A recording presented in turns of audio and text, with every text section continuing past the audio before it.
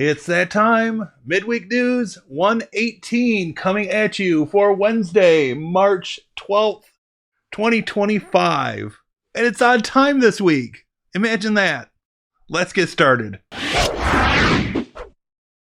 8 critical patches needed for security with Xorg and XWayland.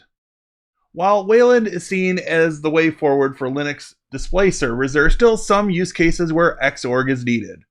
In those cases, it's imperative that you keep it updated and secured.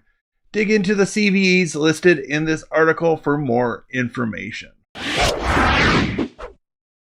Windows 11 24H2 might throttle your system when you aren't paying attention. Recent patches may be to blame for this behavior. Some are reporting game crashes, but the problem goes deeper than that. Users of the Intel Ultra 9 285K have reported Windows 11 going into a power-saving mode when an application is minimized. Officially, that particular chip is only supported on Windows 11 24H2.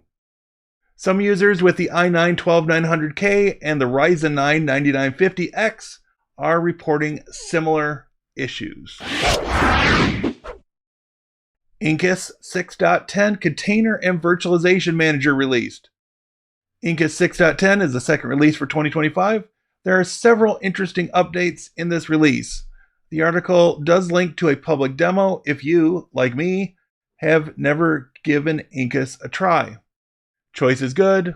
I'm definitely adding this to my list of future topics to investigate. Internxt Drive, the first cloud storage with Post-Quantum Encryption. The article talks as much about why post-quantum cryptography is important as it does about Internxt itself.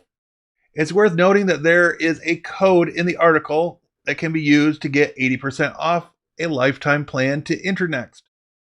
I did a little digging to see if Internxt is supported by rclone, which is one of my preferred tools, and at this point in time, it does not seem to be. Nearly 12,000 API keys and passwords found in AI training dataset. This is not likely to be the last time that a headline like this will exist. A nonprofit called Common Crawl maintains a massive repository of data collected since 2008, and it's free for anyone to use.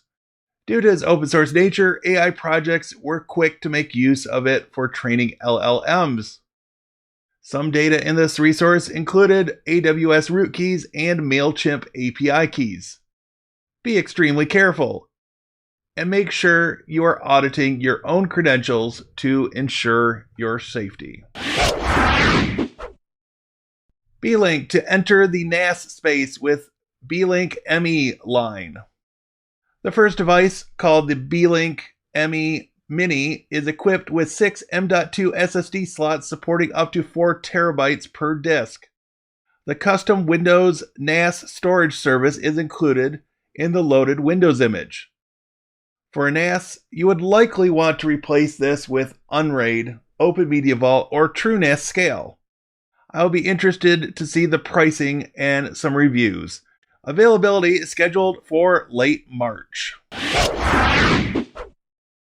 Create a bootable Linux USB on Windows. This article details instructions for using Rufus on Windows to create a bootable USB with Linux. While it is good to have choice, and Rufus seems to be loved by Windows users everywhere, personally, I have standardized on Ventoy since you can put multiple ISO images on the same USB stick. Rufus does have its uses, but I see it as mainly being useful for bypassing some of the arbitrary requirements that Microsoft has imposed on recent versions of Windows. ExpressVPN makes Linux a first-class citizen. In its latest beta release, ExpressVPN on Linux now has a GUI. This will bring to it feature parity with the versions that have been available for Windows and macOS for some time. While I certainly don't see a command line only VPN as a deal breaker, there are many out there who will disagree with me. Your mileage may vary.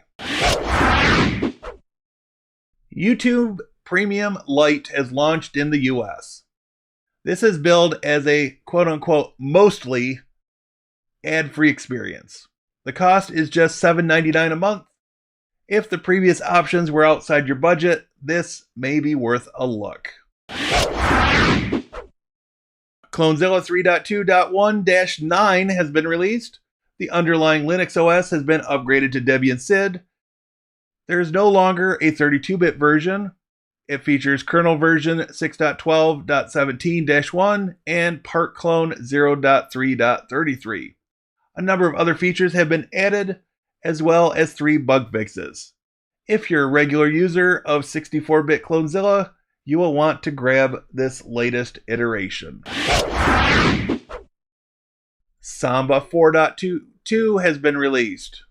Among the notable developments, SMB3 directory leases, LDAP net logon pings over TCP, and experimental Himmelbad authentication of Azure Entra ID.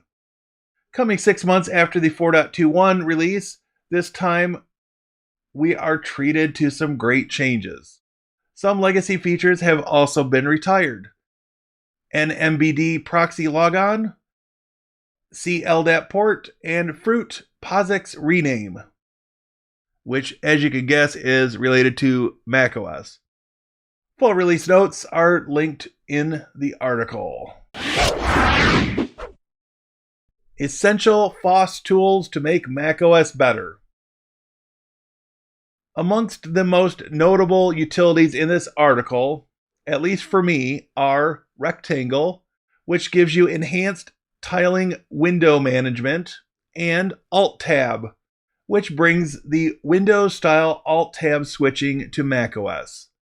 It is notable that both utilities are, in fact, open source, and Rectangle actually has a version for Windows as well. Vulnerability scanning for Docker containers.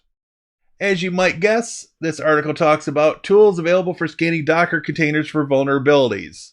The more you use Docker in your home lab or even your everyday job, the more you will want to have increased peace of mind, which can be achieved through running scans of your containers.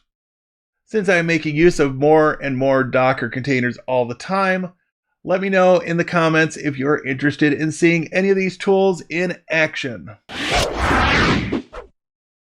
And that brings us to a new browser coming to Linux called Orion. Currently, this is only available on macOS and iOS. Kagi, the company behind Orion, has announced the development of the Linux version. Given the way Mozilla has gone off the rails with recent changes to Firefox, I do welcome the competition in the browser space on Linux. And yes, that brings us to the end of the news, but before we go, I want to ask you, are you subscribed to the channel? Something like 60% of people are not subscribed, and it would really do me a solid if you could hit that subscribe button. Thanks for watching. I'll see you next week. Have a great day.